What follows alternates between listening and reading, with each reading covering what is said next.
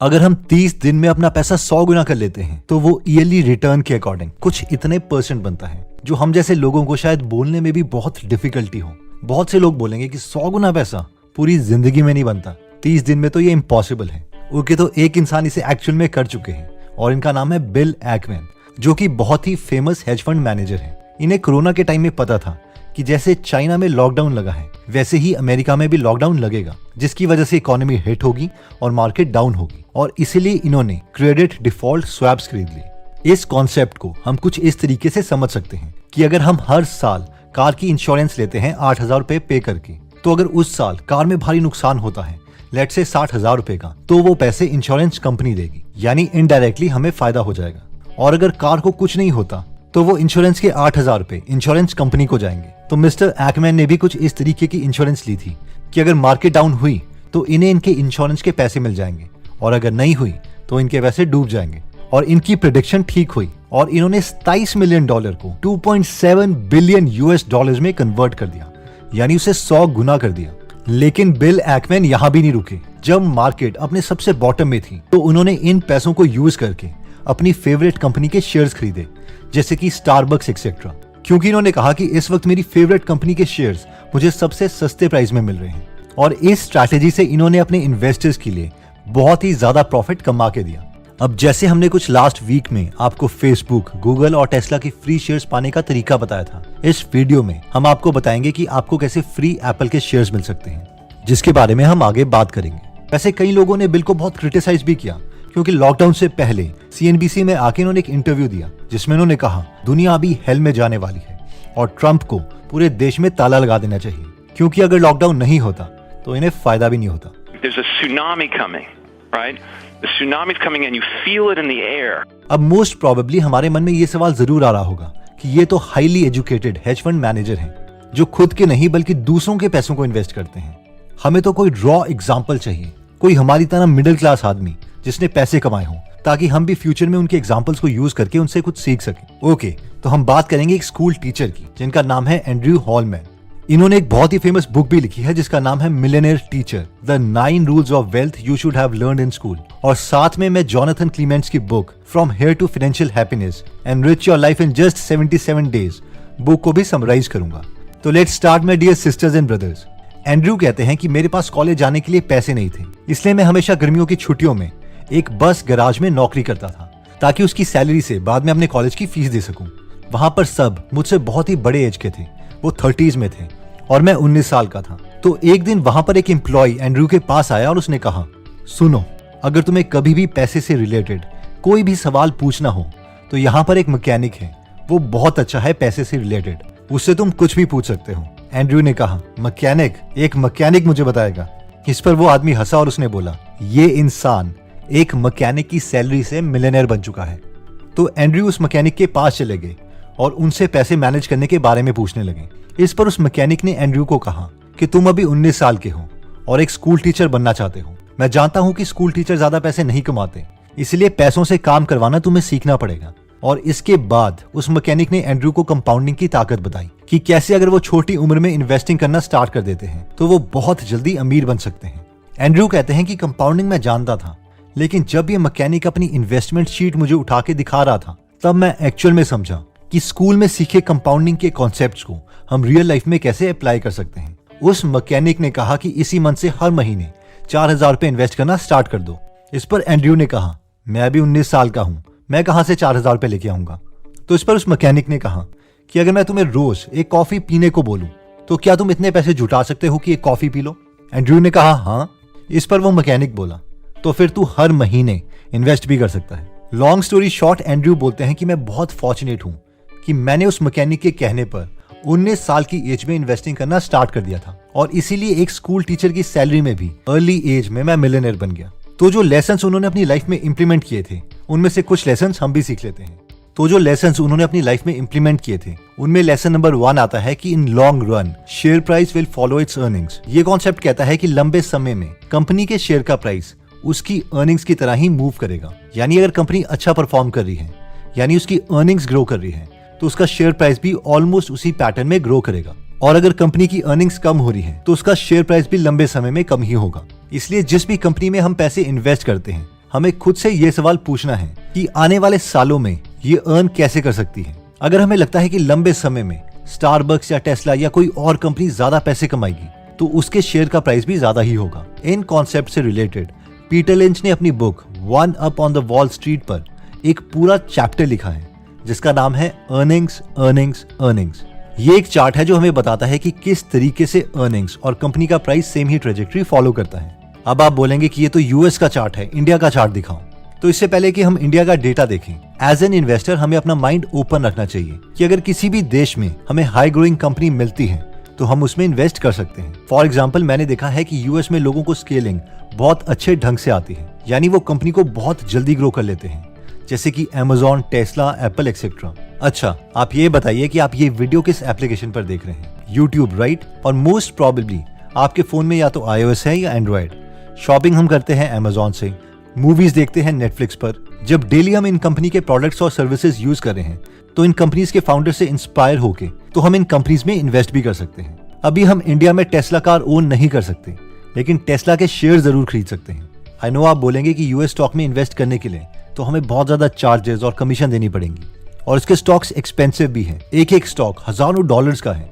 तो इसके लिए हम IND मनी ऐप यूज कर सकते हैं, जो कि इस वीडियो में हमारे पार्टनर भी हैं। देखिए, अगर हम IND मनी ऐप यूज करते हैं यूएस स्टॉक में इन्वेस्ट करने के लिए, तो क्या आपको पता है कि IND मनी से हम यूएस स्टॉक के फ्रैक्शन शेयर भी बाय कर सकते हैं, मतलब एक स्टॉक का एक छोटा सा टुकड़ा। और IND मनी में कोई अकाउंट ओपनिंग फीस नहीं है, 0 कमीशन है और 0 ब्रोकरेज फीस है, ताकि हम एक स्मॉल अमाउंट भी अपनी फेवरेट यूएस कंपनी में इन्वेस्ट कर सकें। इस टाइम पर यूएस स्टॉक में करेक्शन हो रही है और ये टाइम बेस्ट है अपनी फेवरेट यूएस कंपनी में इन्वेस्ट करने के लिए। और IND मनी अभी हम सबको एप्पल के शेयर्स बिल्कुल फ्री दे रहा है। तो फ्री एप्पल शेयर्स के लिए हम डिस्क्रिप्शन में दिए गए लिंक पर जाके IND मनी एप्लीकेशन डाउनलोड कर सकते हैं, या फिर अगर हम प्ले स्टोर या ऐप स्टोर से IND मनी एप्लीकेशन जब डाउनलोड करेंगे तो वहां पर हम गीगल एप्पल कोड साइन अप के वक्त डाल सकते हैं और एप्पल के फ्री शेयर्स हमें रिवॉर्ड सेक्शन में दिख जाएंगे। इसके बाद लेसन नंबर 2 आता है, जो कहता है if you can not beat the market at least match the market. ये पॉइंट कहता है कि अगर हम मार्केट को बीट नहीं कर सकते तो कम से कम हम उसे मैच तो कर लें। फॉर एग्जाम्पल, ये यहाँ पर निफ्टी 50 का ग्राफ है। अगर हम 3 इन्वेस्टमेंट कंसीडर करते हैं, इन्वेस्टमेंट A जो कि निफ्टी 50 में की गई है, इन्वेस्टमेंट B जो बैंक में की गई है, और इन्वेस्टमेंट C जो इंडिविजुअल शेयर्स खरीद के निफ्टी 50 को बीट करने के लिए की गई है, तो इन्वेस्टमेंट C सबसे ज्यादा रिटर्न दे सकती है, लेकिन सिर्फ उन इन्वेस्टर्स के लिए जो काफी इंटेलिजेंट हैं।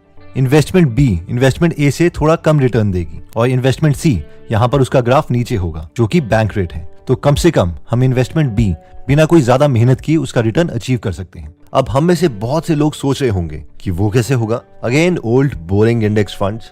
बहुत से लोगों को लगता है कि इंडेक्स फंड बहुत ही बोरिंग है। इसके 2 रीजंस हैं, क्योंकि इसमें लंबे समय तक हमें पैसे डालते रहने पड़ते हैं, और सेकंड रीजन ये है कि हम कभी अपने फ्रेंड को ब्रैग नहीं कर सकते, उन्हें शो ऑफ नहीं कर सकते कि किस कंपनी के शेयर्स हमने लिए हैं। तो हमें से जो लोग शो ऑफ नहीं करना चाहते या ज्यादा टाइम इन्वेस्ट नहीं कर सकते कंपनी के एनुअल रिपोर्ट्स पढ़ने में, तो हम इंडेक्स फंड में पैसे इन्वेस्ट कर सकते हैं, जैसे कि निफ्टी 50।